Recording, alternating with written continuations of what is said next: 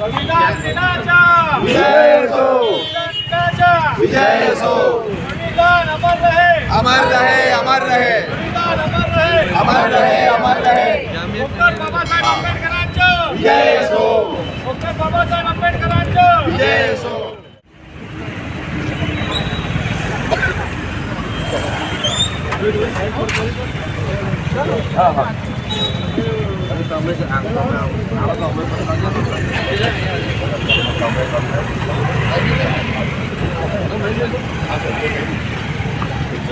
લગીનભાઈ ગામિત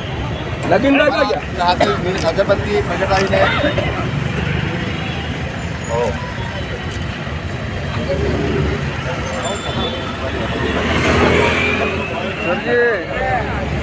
संविधान दिवस संविधान दिवस डॉक्टर बाबासाहेब आंबेडकरांचं डॉक्टर बाबासाहेब आंबेडकरांचं जय भीम जय भीम जय जय जय जय जय. સેન્ટરમાં પરમ પૂજનીય ડોક્ટર બાબાસાહેબ આંબેડકરજીની પ્રતિમા છે. આજના આ પ્રતિમા પાસે સંવિધાન દિવસની ઉજવણી કરવામાં આવેલા છે. એટલે આજના આ પ્રસંગે હું મારા તરફથી ખૂબ ખૂબ સૌને અભિનંદન આપું છું અને સૌને જય ભીમ કરું છું.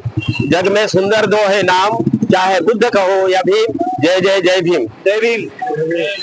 આજના આ કાર્યક્રમમાં ઉપસ્થિત તમામ બંધુઓ અને દેશવાસીઓ, નાગરિકો, મારા પ્રિયજનો, આજનો મને અહીંયા જે સંદેશો આપવાનો મોકો મળ્યો છે, મારા તરફથી એટલું કહીશ કે ભારત દેશનું જે સંવિધાન છે એ સંવિધાન જગતમાં ખરેખર મહાન સંવિધાન છે. એ સંવિધાનની અંદરના જે મૂલ્ય છે, સમતા, સ્વતંત્રતા, બંધુત્વ, ન્યાય, આ મૂલ્યો પર આધારિત આ સંવિધાન બનેલું છે.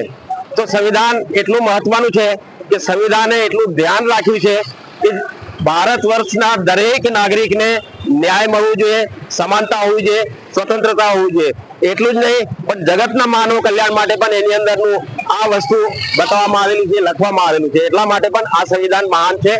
તો આજનો દિવસ ભારત વર્ષ માટે સંવિધાન એક્સેપ્ટ કરવાનો દિવસ છે, સ્વીકાર કરવાનો દિવસ છે.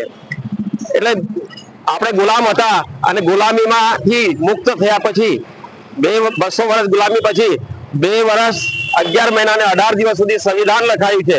અને એમાં જે લખેલા મૂલ્ય છે તે મૂલ્ય આધારિત ભારત દેશ ચાલે છે.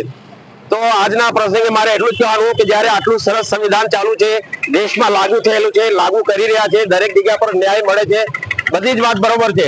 પણ સાથે સાથે થોડી દુઃખની વાત બી એ છે કે હું અહીંયા સોનગઢમાં જ રહું છું અને જોયું છે કે થોડાક દિવસ પહેલા જ એવી વાત મારી પાસે આવી છે, મને જાણવા મળ્યું છે કે નગરપાલિકાની ઇલેક્શન આવ્યું છે, ચૂંટણી આવી છે અને આ ચૂંટણીની અંદર જે સીટો હોવી જોઈએ તે સીટો છે, પરંતુ જે મહિલાઓને સીટ આપી છે તે પણ સારી વાત છે. પણ અમારા ધ્યાન પર એવું આવેલું છે એટલા માટે અમે આવેદન પત્ર પણ આપેલું છે ચૂંટણી કમિશનર, અહીંયા પ્રાંત ઓફિસર જિલ્લામાં, કે ભાઈ અહીંયા સોનગઢ ખાતેની જે સીટો છે એ સીટો વધારવી જોઈએ. ખાસ કરીને શેડ્યુલ કાસ્ટમાં આવેલા છે. 2011 થી અત્યાર સુધીની જે લોકવસ્તી છે એના પછી ઘણી લોકવસ્તી વધારો થઈ ગયા પછી પણ, અને 7% અનામતની જે આપણી જોગવાઈ છે કાયદેસરની, તેના હિસાબે બી જો તમે જોવા જાઓ તો ચોક્કસ રીતે અહીંયા 2 સીટો તો હોવી જ જોઈએ. એક મહિલાની સીટ છે તો એક પુરુષની સીટ મળવી જોઈએ. એના માટેનું અમે આવેદન પત્ર પણ આપેલું છે. અને જો ખરેખર એ પત્ર પ્રમાણે એ લાગુ કરવામાં એ સીટને આપવામાં આવે તો સંવિધાનનો ન્યાય ખરેખર અમને બી બધાને શેડ્યુલ કાસ્ટ વાળાને મળી છે એવું આપણે માની શકીએ, અથવા તો એવું કરવાની જરૂર છે જ. અને જો એવું કદાચ નહીં કરવામાં આવે તો એના માટે સંગઠિત થઈને આ વાત સ્ટ્રોંગલી હજુ બી રજૂ કરવાની જરૂર પડે તો અમે રજૂ કરીશું. આગળ જવાની જરૂર પડે તો જઈશું. જય ભીમ.